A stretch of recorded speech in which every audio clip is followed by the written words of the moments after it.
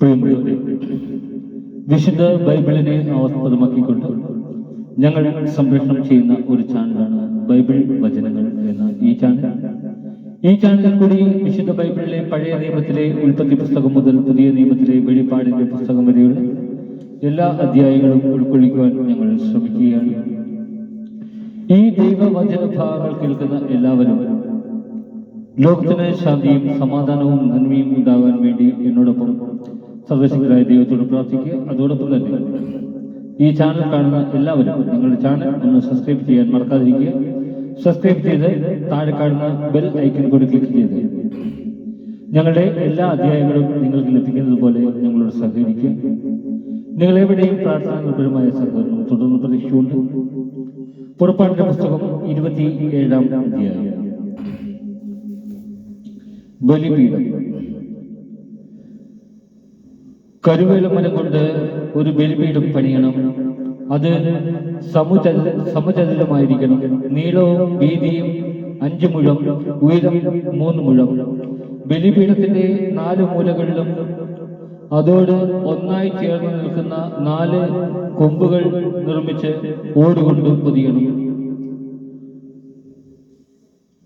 ചാപ്പോത്രങ്ങൾ, കോരികൾ, താലങ്ങൾ, മുൾക്കരണ്ടികൾ, അഗ്നികലശങ്ങൾ എന്നിങ്ങനെ ബലിപീഠത്തിൽ ആവശ്യമുള്ള ഉപകരണങ്ങളെല്ലാം ഓടുകൊണ്ട് നിർമ്മിക്കണം. ബലിപീഠത്തിന് വേണ്ടി ഓടുകൊണ്ടുള്ള അഴികൾ ഉപയോഗിച്ച് വലയുടെ രൂപത്തിൽ ഒരു ചട്ടക്കൂടുണ്ടാക്കണം. അതിന്റെ 4 മൂലയിലും ഓരോ ഓട്ടുവലയം ഘടിപ്പിക്കണം. ചട്ടക്കൂട് ബലിപീഠത്തിന്റെ മുകളിലത്തെ അരികുപാളിക്ക് കീഴിൽ ഉറപ്പിക്കണം. അത് ബലിപീഠത്തിന്റെ മധ്യഭാഗം വരെ ഇറങ്ങി നിൽക്കണം. കരുവേല മരം കൊണ്ട് ബലിപീഠത്തിന് തണ്ടുകൾ നിർമ്മിച്ച് ഓടുകൊണ്ട് പൊതിയണം. ബലിപീഠം വഹിച്ചുകൊണ്ടു പോകാനായി അതിന്റെ ഇരുവശങ്ങളിലും വളയങ്ങൾ ഘടിപ്പിച്ച് അവയിലൂടെ തണ്ടുകൾ ഇടണം.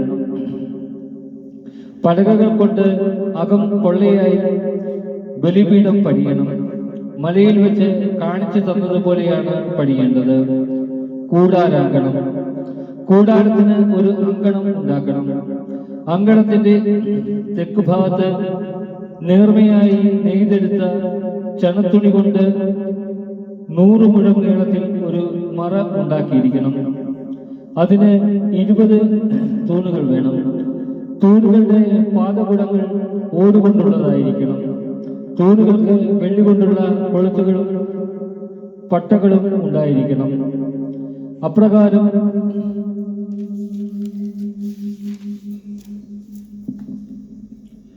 തന്നെ വടക്ക് ഭാഗത്ത് നെടുകെ 100 മുഴം നീളമുള്ള മറയും മറ തൂക്കുന്നതിന് 20 തൂണുകളും അവയ്ക്ക് 20 ഓട്ടുപാത്രങ്ങളും വെള്ളി കൊണ്ടുള്ള കൊളുത്തുകളും പട്ടകളും ഉണ്ടായിരിക്കണം. പടിഞ്ഞാറ് ഭാഗത്ത് മുറ്റത്തിന്റെ വീതിക്കൊത്ത് 50 മുഴം നീളമുള്ള മറയും 10 തൂണുകളും അവയ്ക്ക് 10 പാദകൂടങ്ങളും ഉണ്ടായിരിക്കണം. കിഴക്കു ഭാഗത്തെ മുറ്റത്തിന്റെ വീതി 50 മുഴമായിരിക്കണം. കവാടത്തിന്റെ ഒരു വശത്ത് 15 മുഴം നീളമുള്ള മറയും 3 തൂണുകളും അവയ്ക്ക് 3 പാദകൂടങ്ങളും ഉണ്ടായിരിക്കണം. കവാടത്തിന്റെ മറുവശത്ത് 15 മുഴം നീളമുള്ള മറയും 3 തൂണുകളും അവയ്ക്ക് 3 പാദകൂടങ്ങളും വേണം. അങ്കണ കവാടത്തിന് 20 മുഴം നീളമുള്ള ഒരു യവനിക ഉണ്ടായിരിക്കണം. നീലം, ധൂമ്രം, കടും ചുവപ്പ് എന്നീ നിറങ്ങളുള്ളതും നേർമയായി നെയ്തെടുത്തതും ചിത്രത്തയ്യൽ കൊണ്ട് അലങ്കരിച്ചതുമായ ചണവസ്ത്രം കൊണ്ടാണ് യവനിക നിർമ്മിക്കേണ്ടത്. അതിന് 4 തൂണുകളും അവയ്ക്ക് 4 പാദകൂടങ്ങളും ഉണ്ടായിരിക്കണം. അങ്കണത്തിന് ചുറ്റുമുള്ള തൂണുകൾക്കെല്ലാം വെള്ളി കൊണ്ടുള്ള പട്ടകളും കൊളുത്തുകളും ഓട്ടുപാടും പാദകൂടങ്ങളും ഉണ്ടായിരിക്കണം. അങ്കണത്തിന്റെ നീളം 100 മുഴവും വീതി 50 മുഴവും ആയിരിക്കണം. അതിനു ചുറ്റും 5 മുഴം ഉയരത്തിൽ നേർമയായി നെയ്തെടുത്ത ചണത്തുണി കൊണ്ടുള്ള മറയും തൂണുകൾക്ക് ഓടുകൊണ്ടുള്ള പാദകൂടങ്ങളും ഉണ്ടായിരിക്കണം. കൂടാരത്തിലെ ഉപയോഗത്തിനുള്ള എല്ലാ ഉപകരണങ്ങളും കൂടാരത്തിന്റെയും അങ്കണത്തിന്റെയും മറകൾക്ക് വേണ്ട കുറ്റികളും ഓടുകൊണ്ട് നിർമ്മിച്ചവയായിരിക്കണം. വിളക്ക് എപ്പോഴും കത്തി നിൽക്കുന്നതിന് ആട്ടിയെടുത്ത ശുദ്ധമായ ഒലിവെണ്ണ കൊണ്ടുവരാൻ ഇസ്രായേൽക്കാരോട് പറയണം. സമാഗമ കൂടാരത്തിനുള്ളിൽ സാക്ഷ്യപേടകത്തിന് മുൻപിലുള്ള തിരശ്ശീലയ്ക്ക് വെളിയിൽ വിളക്ക് സന്ധ്യ മുതൽ പ്രഭാതം വരെ കർത്താവിന്റെ മുമ്പിൽ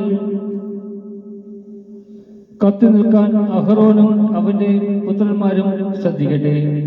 ഇസ്രായേൽക്കാർ തലമുറ തോറും അനുഷ്ഠിക്കേണ്ട ശാശ്വത നിയമമാണിത്.